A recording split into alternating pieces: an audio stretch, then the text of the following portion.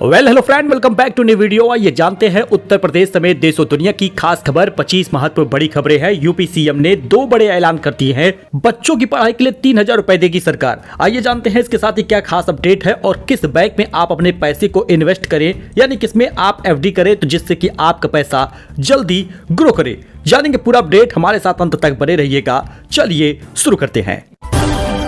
दोस्तों, यूपी में बच्चों की पढ़ाई के लिए अब 3000 रुपए देगी योगी सरकार। सीधे खाते में आएगा धनराशि। उत्तर प्रदेश की योगी सरकार आंगनबाड़ी कार्यकर्ता और सहायिकाओं के बच्चों को कक्षा 9 से 12 तक की शिक्षा के लिए अनुदान राशि प्रदान करेगी। मतलब आंगनबाड़ी कार्यकर्ता है या फिर सहायिका है, उनके बच्चे जो 9 से लेकर 12 तक की पढ़ाई करेंगे उसके लिए उनके खाते में 3000 रुपए आएगा। प्रतिवर्ष 3000 रुपए शैक्षणिक परियोजना कार्यक्रम के तहत मिलेगा। इसका विवरण विभाग द्वारा एकत्र किया जा रहा है। डीपीओ रविश्वर राव ने बताया कि शासन के अनुसार सूची एकत्रित की जा रही है। इसको भेजने के बाद अग्रिम प्रक्रिया शुरू होगी।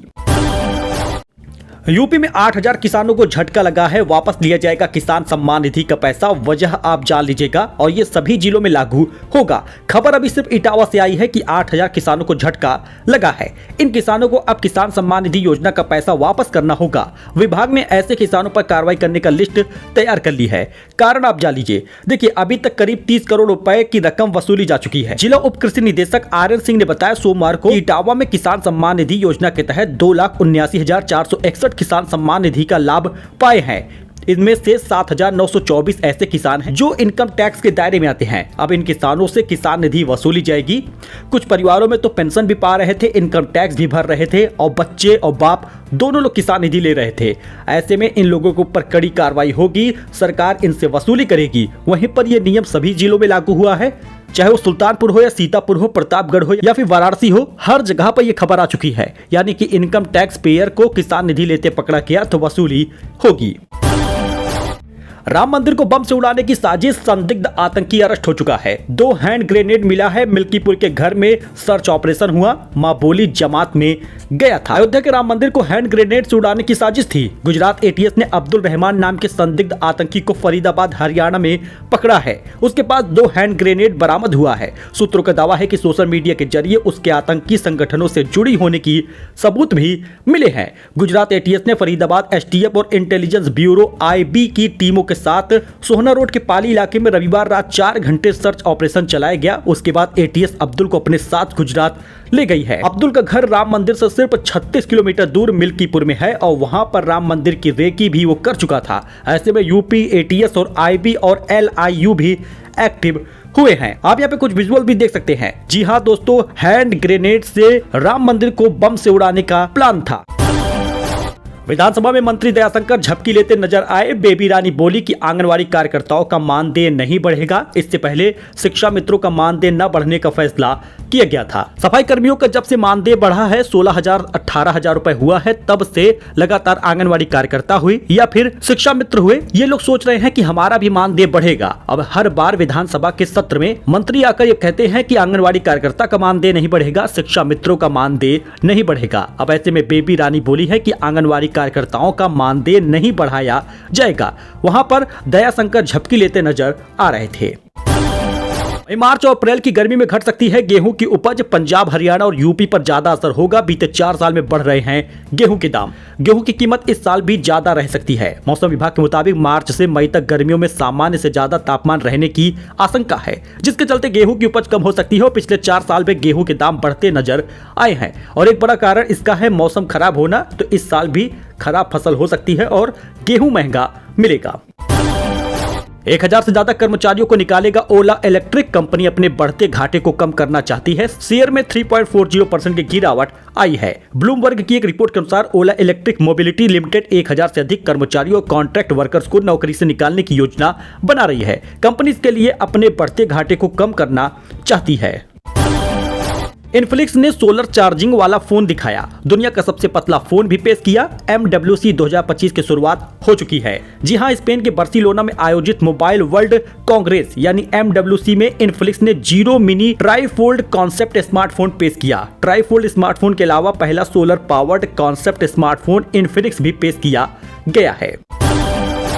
विदेशी महिला ने जांघ पर भगवान जगन्नाथ का टैटू बनवाया। फोटो वायरल होते ही ओडिशा के लोग नाराज हो गए। FIR हुआ। महिला ने फिलहाल माफी मांगी है। रोड एक्सीडेंट में घायलों को फ्री इलाज इसी महीने से होगा। 1.5 लाख तक का खर्च सरकार उठाएगी। हरियाणा, पंजाब समेत 6 राज्यों में पायलट प्रोजेक्ट सफल हुआ है। रोड एक्सीडेंट में घायलों को इसी महीने यानी मार्च 2025 से 1.5 लाख रुपए तक का फ्री इलाज मिलेगा। यह नियम प्राइवेट हॉस्पिटल के लिए भी अनिवार्य होगा। देश भर में इस व्यवस्था को लागू किया जाएगा। NHAI इसके लिए नोडल एजेंसी का काम करेगा।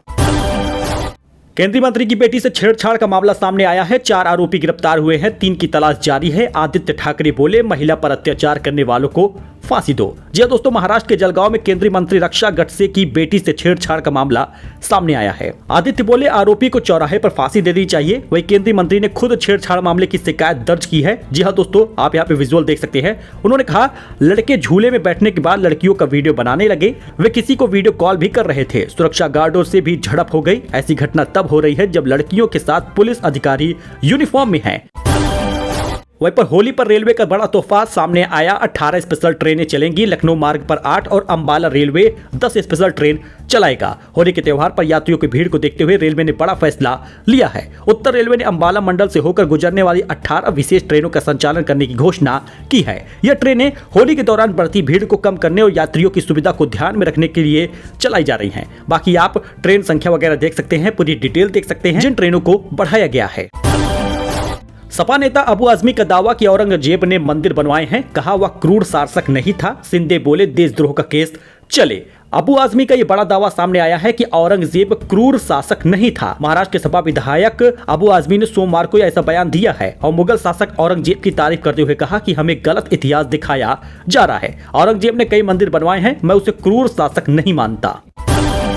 अमेरिका ने यूक्रेन की सभी सैन्य मदद रोक दी है। ट्रंप की बहस के 3 दिन बाद ये बड़ा ऐलान हुआ है। यूएस प्रेसिडेंट बोले, जेलेंस्की शांति नहीं चाहते। दोस्तों, व्हाइट हाउस में राष्ट्रपति डोनाल्ड ट्रंप से बहस के 3 दिन बाद ही अमेरिका ने यूक्रेन को दी जाने वाली सैन्य मदद को रोक दिया है और ब्लूमबर्ग की रिपोर्ट के मुताबिक यह आदेश तुरंत प्रभाव से लागू हो गया है। ऐसी मदद जो अमेरिका से अभी तक यूक्रेन नहीं पहुंची है, उसे भी रोक दिया गया है। इसमें पोलैंड तक पहुंच चुका सामान भी शामिल है। यानी यूक्रेन पर अब बड़ी समस्या आ सकती है और रूस से इस समय उसका युद्ध हो रहा है। अगर सैन्य ताकत यूक्रेन के पास नहीं होगी तो भारी भरकम समस्या झेल सकता है यूक्रेन और बाकी के पड़ोसी देश भी समस्या झेलेंगे। यूपी में सभी लंबित भूमि अधिग्रहण व मुआवजा कार्य 15 मार्च तक किया जाए। पूरे सीएम योगी ने सख्त आदेश दिया है। उन्होंने अधिकारियों को चेतावनी दी है कि किसी भी सरकारी परियोजना में देरी बर्दाश्त नहीं की जाएगी। मुख्यमंत्री ने विकास कार्यों में बाधा उत्पन्न करने वालों के खिलाफ सख्त कार्रवाई का निर्देश भी दिया है। नजूल विधेयक पर विचार करने के लिए 11 सदस्यीय प्रवर समिति का गठन हुआ है। सीएम होंगे सभापति, केशव मौर्य सदस्य होंगे। जी दोस्तों, उत्तर प्रदेश नजूल संपत्ति विधेयक 2024 पर विचार करने के लिए 11 सदस्यीय प्रवर समिति का गठन कर दिया गया है। इस समिति के सभापति सीएम योगी होंगे, जबकि डिप्टी सीएम और विधान परिषद में नेता सदन केशव प्रसाद मौर्य पदेन सदस्य नामित किए गए हैं। इस संबंध में विधान परिषद के प्रमुख सचिव डॉक्टर राजेंद्र सिंह ने अधिसूचना जारी कर दी है।